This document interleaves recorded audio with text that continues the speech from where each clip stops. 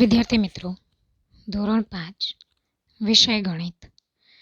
મિત્રો, આજે આપણે એકમ 8 અને એકમ 9નો પુનરાવર્તન જોઈશું, એટલે કે રિવિઝન કરીશું એકમ ટેસ્ટ માટે. એકમ ટેસ્ટમાં તમને વિકલ્પ તેમજ પ્રશ્નોના જવાબ અને સમઘન વિશે પૂછવામાં આવશે, જેનો તમારે જવાબ લખવાનો રહેશે. દરેક મિત્રએ ફૂલ સ્કેપમાં સરસ મજાના સારા અક્ષરે એકમ ટેસ્ટ લખવાની રહેશે. તેમજ દરેક વિદ્યાર્થી મિત્રએ નિષ્ઠાપૂર્વક પોતાને કેટલું આવડે છે એ ચકાસવાનું છે, માટે કોઈ વસ્તુમાં જોવાનું નથી અને શાંતિથી જાતે જ લખવાની છે. તો ચાલો આજે આપણે પુનરાવર્તન કરીશું એકમ 8 નકશા આલેખન. તો મિત્રો, તમને ઘણા એવા પ્રશ્નો પૂછાઈ શકે છે. નકશા માટે તમે પાઠ્યપુસ્તકનો ઉપયોગ કરી શકો છો. નીચે આપેલો નકશો છે, જેમાં તમે જોયું હતું કે ભાઈ ઇન્ડિયા ગેટનો નકશો આપેલો છે અને એની આજુબાજુ જે પાર્ક છે, general park, Shahjahan road, Mansingh road, Kasturba Gandhi road, તો આ બધા જ નકશો જોઈને એના આપેલા પ્રશ્નોના જવાબ લખવાના છે. પ્રશ્ન છે, જો તમે રાજપથ પર ચાલી રહ્યા હોય તો ઇન્ડિયા ગેટ પછી તમારી કઈ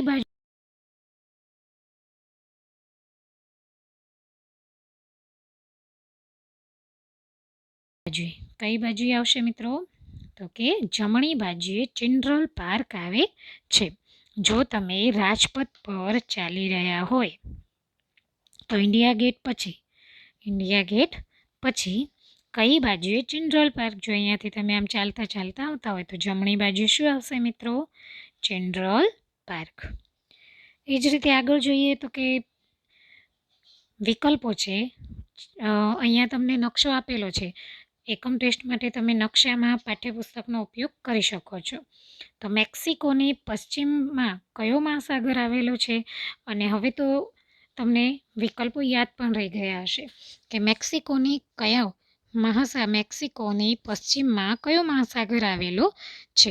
તો અહીંયા તમને વિકલ્પો આપ્યા છે: એટલાન્ટિક મહાસાગર, પેસિફિક મહાસાગર, એ અને બી બંને, તેમજ એક પણ નહીં. તો જવાબ આવે છે પેસિફિક મહાસાગર. 2 છે, યુનાઇટેડ સ્ટેટ ઓફ અમેરિકાની મેક્સિકો કઈ દિશામાં છે? યુનાઇટેડ સ્ટેટ ઓફ અમેરિકાની અમેરિકાથી જે મેક્સિકો છે એ કઈ દિશામાં છે? પૂર્વ, પશ્ચિમ, ઉત્તર કે દક્ષિણ? તો એમાં આવશે દક્ષિણ. યુનાઇટેડ સ્ટેટ ઓફ અમેરિકાની ઉત્તર બાજુએ શું આવેલું છે?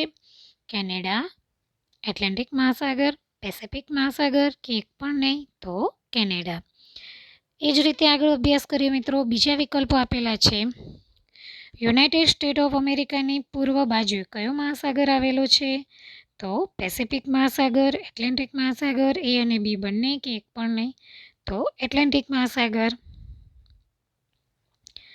5, કેનેડાથી મેક્સિકો કઈ દિશા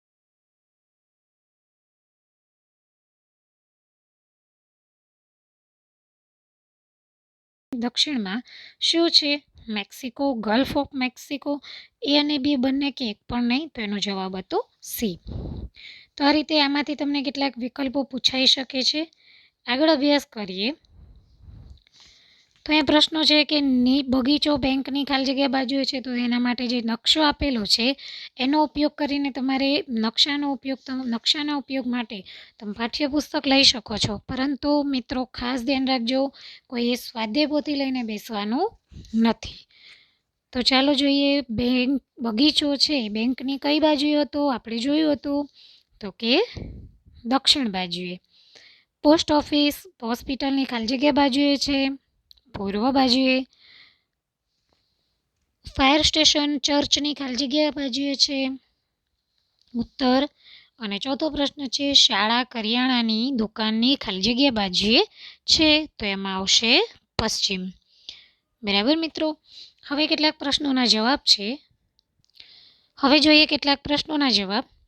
તો એના માટે મેં કહ્યું ને એમ કે ભાઈ તમારે પૂરા પ્રશ્નોના જવાબ લખવા. તમે જે આપણને નકશો આપેલો છે પેજ નંબર 121 ઉપર પાઠ્યપુસ્તકમાં, એનો તમે ઉપયોગ કરી શકો છો. પહેલો પ્રશ્ન છે, ભારતના 3 દક્ષિણ રાજ્યોના નામ લખો.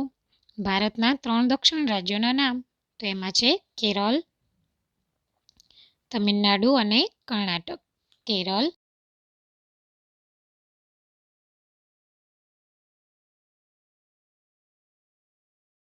મેઘાલય, અરુણાચલ પ્રદેશ અને અસમ, નાગાલેન્ડ. મેઘાલય, અરુણાચલ પ્રદેશ, અસમ અને નાગાલેન્ડ. હવે જોઈએ પ્રશ્ન નંબર 3. દિલ્હીની ઉત્તરમાં આવેલા 3 રાજ્યોના નામ લખો. તો મિત્રો દિલ્હીની ઉત્તરમાં કયા કયા રાજ્યો છે? ઉત્તરાખંડ, હિમાચલ પ્રદેશ, જમ્મુ કાશ્મીર. તો આ ત્રણેય રાજ્યોના નામ લખવાના છે. તમારે આવી રીતે પ્રશ્નોના જવાબ પૂછાશે, જે જવાબ તમારે લખવાના રહેશે. ચોથું છે રાકેશ રાજસ્થાનની અસમ જઈ રહ્યું છે, તેના રસ્તામાં આવતા રાજ્યોના નામ લખો.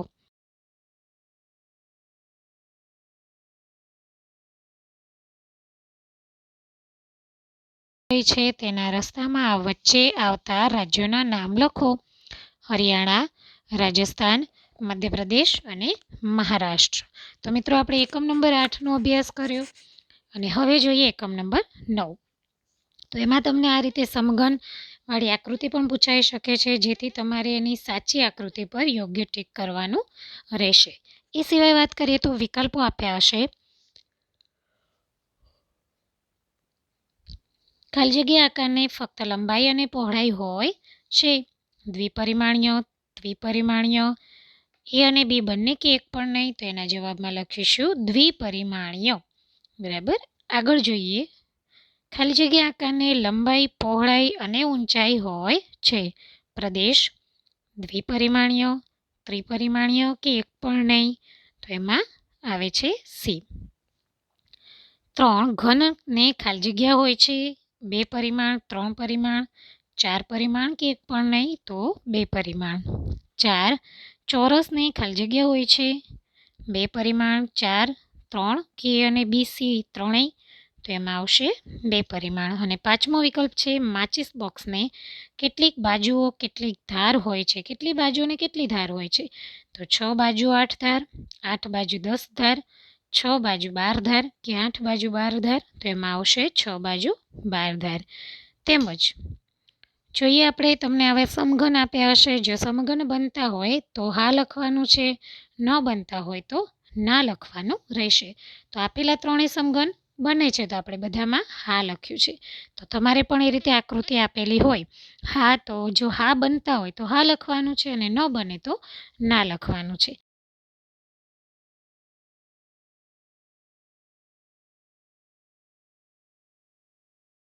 બીજું છે ખુલ્લા ખોખાને કેટલી બાજુ હોય છે? તો 5 બાજુ હોય છે. શું બંધ ખોખું અને ખુલ્લા ખોખાની બાજુઓ સરખી છે? હા કે ના? તો એનો જવાબ આવશે ના. તો મિત્રો આ રીતે તમારે સ્વાધ્યાય પોથીમાંથી અભ્યાસ કરવાનો છે અને આજે જે વિડીયોમાં કરાવું છું એ તમારે એકવાર લખી દેવાનું છે, જેથી એકમ ટેસ્ટમાં લખવામાં આપણને ભૂલ પડે નહીં.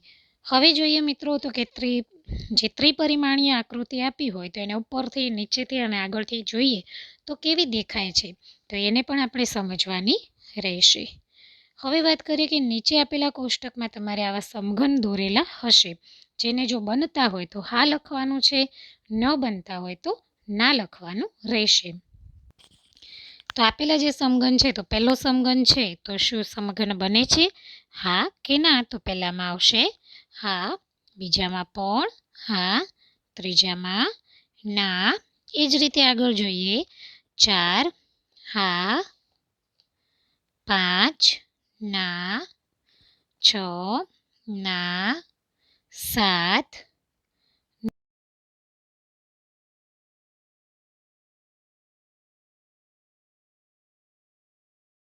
જો બનતું હોય તો હા લખવાનું છે, ન બનતું હોય તો ના લખવાનું છે. ફરી એકવાર મિત્રો એકમ ટેસ્ટને પ્રામાણિકતાથી આપવાની રહેશે. આપેલ વિડીયો જોઈને તમારે રિવિઝન કરવાનું છે અને પછી શાંતિથી એકમ ટેસ્ટ લખવાની રહેશે. જય સ્વામિનારાયણ.